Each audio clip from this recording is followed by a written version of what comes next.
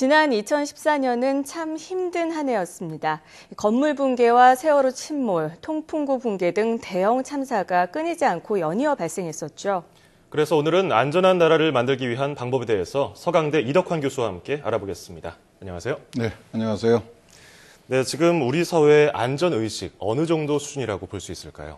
예, 높은 수준이라고 보기는 어려울 것 같습니다. 좀 네. 부끄러운 일이기는 하지만은 우리 과거를 좀 되돌아볼 필요가 있을 것 같습니다. 네. 20년 전이죠. 1990년대 중반에도 문제가 굉장히 심각했습니다. 네. 이제 뭐 기억 속에 사라져가는데 서해 페리오가 침몰을 했고 성수대교가 무너지고 삼풍백화점이 붕괴되고 네네. 대한항공 여객기가 괌에서 추락하는 사고가 작년보다는 좀 덜했지만은 계속해서 일어났습니다. 네. 그 전부가 전 세계 언론이 주목할 정도로 초대형 사고였습니다. 사고 공화국이라는 오명도 얻었었습니다.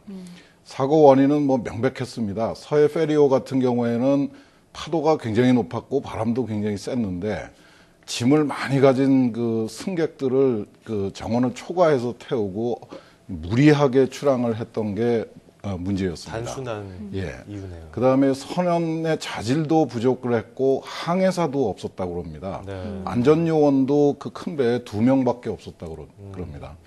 성수대교는 안전을 위한 평소의 유지 관리가 전혀 없었던 다리입니다. 네. 네. 삼풍백화점은 그 위에다가 아주 무거운 물탱크를 설치하는 그런 그 불법 개조를 한 게 문제였던 것 같고요. 대한항공 여객기 추락 사고도 태풍이 다가오고 있고 그 네. 공항에 그 유도 착륙 장치가 고장이 났었는데도 무리하게 착륙을 시도를 하면서 또 조종사가 어처구니 없는 실수를 저질러 가지고 네. 254명의 그 탑승객 중에서 228명이 그 목숨을 잃는 아주 참사가 일어났었습니다. 네. 쭉. 우리 사회에 만연된 아주 그 안전 불감증이 그 원인이었죠. 네. 사실 쭉 돌이켜 봐도 정말 너무나 위험천만한 상황이었고 어처구니 없을 수밖에 없는데요. 그렇다면 그동안 정부가 어떤 노력을 기울여 왔습니까? 적지 않게 노력을 했습니다. 우리 이렇게 다니시면서 보시면은 이렇게 쉽게 볼 수 있는데 전국의 거의 모든 다리, 특히 큰 교량의 경우에는 밑에다가 철제 구조물을 설치를 해놨고요. 네네. 도로변에 인접한 경사지대, 거기에도 보면은 뭔지 정체를 알 수 없는 철제 구조물이 만들어져 있습니다. 네. 그 대형 건물이나 상가에 가보시면은 구석구석에 비치된 소화기도 굉장히 많이 늘어났습니다. 그 연안을 항해하는 모든 그 선박들, 심지어는 낚싯배에도 AIS라고 하는 무선 그 식별 장치를 달아놨습니다. 그리고 연안에는 그 선박들의 안전 운항을 감시하고 통제하기 위한 해상교통관제센터 VTS라는 것도 설치를 했습니다. 이거 뭐 적지 않은 비용이 들어가고 상당히 어려운 일인데요. 제도적인 보완도 했습니다. 그 소방방재청을 굉장히 키웠죠. 그래서 차관급 부서로 키웠고, 그 다른 나라에서 그 일어나는 자연재해, 뭐 태풍이나 해일이나 뭐 지진이 일어나면은 우리 119 구급대가 가서 아주 그 좋은 성과를 거두고 있는데 네. 그런 노력도 그 소방방재청이 그 이렇게 확대가 돼서 개편된 덕분입니다. 정부 차원에서도 재난과 사고에 대응하기 위한 그 매뉴얼을 갖추기 시작했습니다. 우리가 네. 그 매뉴얼이 없다는 지적이 많았었는데 정부 차원에서 위기관리 표준 매뉴얼이라는 걸 25개를 만들었고 네네. 각종 사고 재난에 대비한 매뉴얼을 무려 3,000여 개나 만들었습니다. 이제 매뉴얼이 하나도 없던 나라에서 네. 이제는 매뉴얼 공화국이라고 해야 될 정도로 네. 매뉴얼 측면에서는 정말 노력을 많이 했습니다. 네. 국민의 그 안전 불감증을 개선하기 위한 사회적 차원의 노력도 적지 않았던 것 같습니다. 네. 그래서 상당한 성과를 거두었다고 생각을 했는데 작년에 그냥 모든 게 다 물거품이 된다는 사실이 드러난 거죠. 그렇죠. 네. 정말 어처구니 없는 일이 벌어졌습니다. 네. 사실 반복되는 대형 사고를 보면 원인이 비슷하거든요. 예. 20년 전 사고나 20년 후의 사고나 예. 원인은 비슷하고 부주의 때문이고 비윤리적인 행태 때문이고 이런데 이렇게 정부의 노력, 국민의 노력에도 불구하고 계속해서 이런 사고가 일어나는 원인은 무엇일까요? 결과적으로는 우리가 제대로 노력하지 않았다는 것을 인정할 수밖에 없는 것 같아요. 네. 노력을 한 것처럼 우리 스스로가 착각을 했던 것 같습니다. 네.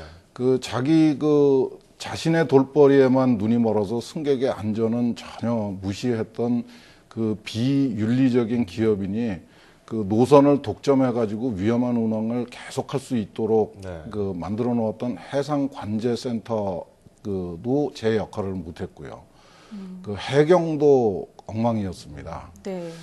사실 아까 말씀드렸듯이 3,000여 개나 만들어놨던 매뉴얼도 사실은 일이 벌어지면 무용지물인 경우가 대부분입니다. 사실 그렇게 많은지도 몰랐고요. 예. 이렇게 많아서 오히려 더 의미가 없는 어렵지 않을까 매뉴얼이 싶은 생각도 돼버렸습니다. 드네요. 우리의 안전을 위한 노력이 아직은 그냥 탁상 행정 수준에 머무르고 있다. 네. 이런 안타까운 현실을 인정할 수밖에 없습니다.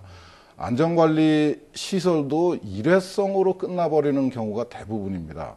다리와 경사면에 만들어 놓은 철제 구조물도 저도 유심히 보고 다니거든요. 근데 구조물은 만들어 놨지만 정작 거기서 다리나 경사면을 점검하는 모습은 저는 지난 한 20년 동안 본 적이 없는 것 같아요. 네, 아까 정체를 알 수 없는 예. 구조물이라고 꼬집으셔서 이게 어떤 말일까 궁금했는데.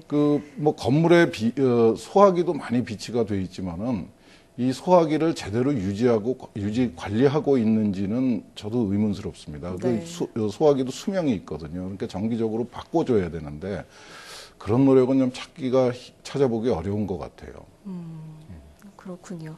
그렇다면 정말로 우리가 어떻게 해 나가야 할 방법이 없는 겁니까?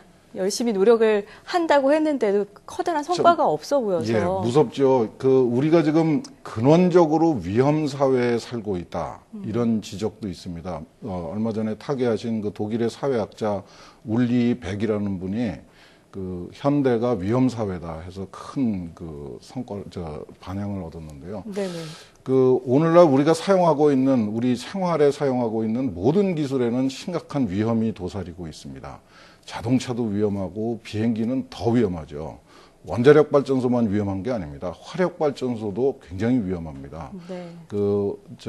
폭발 위험만 있는 게 아니라 석탄을 사용하는 화력 발전소의 경우에는 방사선 피폭의 위험도 원자력 발전소 못지않게 큽니다. 네.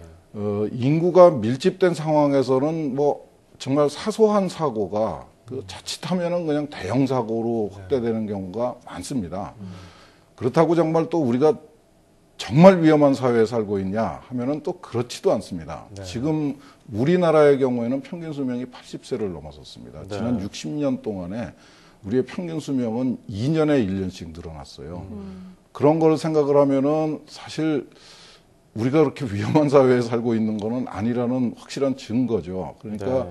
우리가 사용하는 기술이 위험하고 우리가 모여서 살고 있기 때문에 위험의 가능성이 커진 것은 사실이지만은 그걸 또 우리가 노력하면은 위험을 예방하고 사고가 났을 적에 피해를 최소화할 수 있는 방향으로 활용할 수도 있다 하는 확실한 증거가 있습니다. 네. 그러니까 우리가 그런 것을 확실하게 활용하고 사용하는 지혜가 필요한 거죠.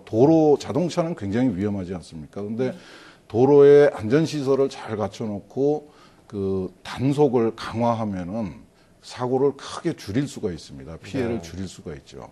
그런 데서 우리가 좀 지혜를 얻어야 될 것 같습니다. 네. 그렇다면 이제 이것을 교훈 삼아서 분위기를 전환해서 안전한 사회를 만들기 위해서 움직여야 하지 않겠습니까? 저는 여러 가지가 있을 것 같은데요. 저는 제일 중요한 것이 안전을 위한 투자에 대한 우리의 인식을 바꿔야 될 것 같아요. 네. 네. 우리가 대부분의 경우에는 일회성 투자를 하고 이제 우리가 굉장히 노력을 많이 했다 하고 안심을 하는 경우가 많습니다. 근데 이 안전을 위한 투자는 일회성의 투자로 끝나는 게 아니라 네. 계속해서 감당해야 되는 비용으로 인식하는 자세의 전환이 필요할 것 같아요. 네. 안전시설을 만드는 것도 힘들지만은 만들어 놓은 안전시설을 유지하고 관리하는 일이 훨씬 더 어렵습니다. 네. 거기에 필요한 비용이나 노력을 아끼지 말아야 된다. 이거를 우리 사회가 공유를 해야 될 것 같아요. 아까 말씀드렸던 철제 구조물, 설치하는 것도 어렵고 비용이 많이 들지만은 철제 구조물을 이용해서 다리의 안전을 확인을 하고 경사면의 안전을 그 상시적으로 감시하는 인력하고 비용이 적지 않거든요. 네.